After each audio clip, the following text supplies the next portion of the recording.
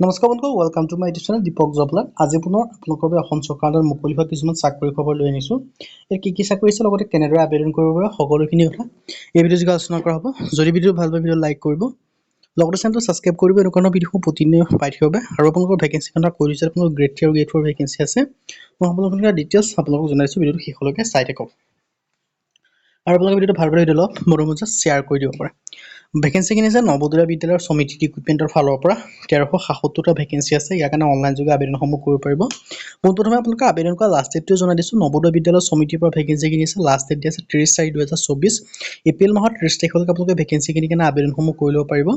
1377টা non teaching vacancy আছে। Staff nurse আছে, office assistant, stenographer, computer operator, MTH, এনেদৰে আপোনালোকৰ আদাৰ ভেকেঞ্চি আছে। আৰু ইয়াৰ কাৰণে আপোনালোকে এপ্লাই অনলাইন যোগে কৰিব পাৰিব। ফিমেল ষ্টাফ নাৰ্ছৰ কাৰণে আছে 121টা ভেকেঞ্চি আৰু ইয়াৰ কাৰণে বয়সৰ সময়সীমা দিয়া আছে আপ টু 35 বছৰ। 35 বছৰলৈকে আবেদনসমূহ কৰি ল'ব পাৰিব। আৰু এডুকেশ্যন কোৱালিফিকেশ্যন BSc অনাৰ্ছ লাগিব আৰু নাৰ্ছিং কৰা আপোনালোকৰ চাৰ্টিফিকেট এখন থাকিব লাগিব। দ্বিতীয় যিটো ভেকেঞ্চিটো হৈছে অফিচ ছেকশ্যন অফিচাৰ ভেকেঞ্চি 5টা আছে। বিটুইন বয়সৰ সময়সীমা 23 পৰা 33 বছৰ। এডুকেশ্যন কোৱালিফিকেশ্যন বেচেলৰ ডিগ্ৰী হ'লে আবেদনসমূহ কৰি ল'ব পাৰিব। 3 বছৰ কিন্তু আপোনালোকৰ এক্সপিৰিয়েঞ্চ বিচাৰিছে।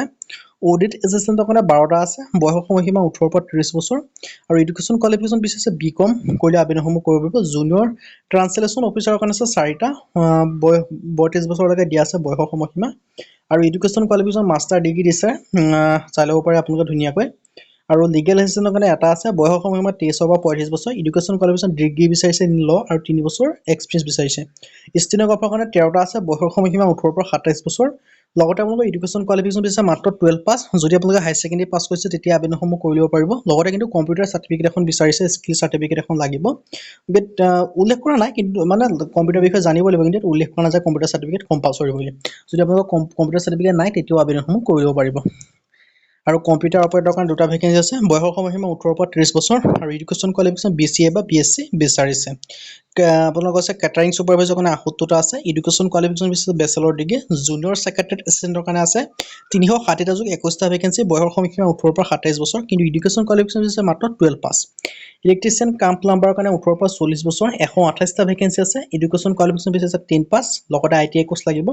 লেব এটেণ্ডাৰৰ কাৰণে 161টা ভেকেঞ্চি আছে। 18 পৰা 30 বছৰ বয়সৰ সময়সীমা। এডুকেশ্যন কোৱালিফিকেশ্যন বিচাৰিছে মাত্ৰ 10 পাছ।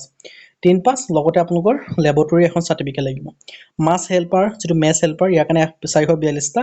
বয়সৰ সময়সীমা 18 পৰা 30 বছৰ। এডুকেশ্যন কোৱালিফিকেশ্যন বিচাৰিছে মাত্ৰ মেট্ৰিকুলেশ্যন পাছ, 10 পাছ কৰিলে হ'ল, কিন্তু লগতে 5 বছৰ এক্সপিৰিয়েঞ্চ বিচাৰিছে।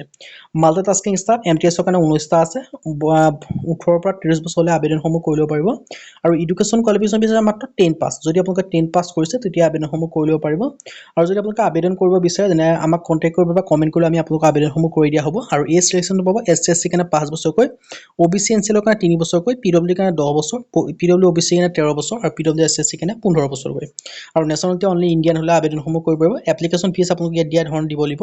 ফিমেল ষ্টাফ নাৰ্ছৰ কাৰণে 1500 টকা, SC SC PW কাৰণে 500 টকা, আদাৰ পোষ্টৰ কাৰণে UR OBC EWS কাৰণে 1000 rupees, বাকী SC SC PW কাৰণে 500 টকা দিলে আপোনালোকে আবেদনসমূহ কৰি ল'ব পাৰিব।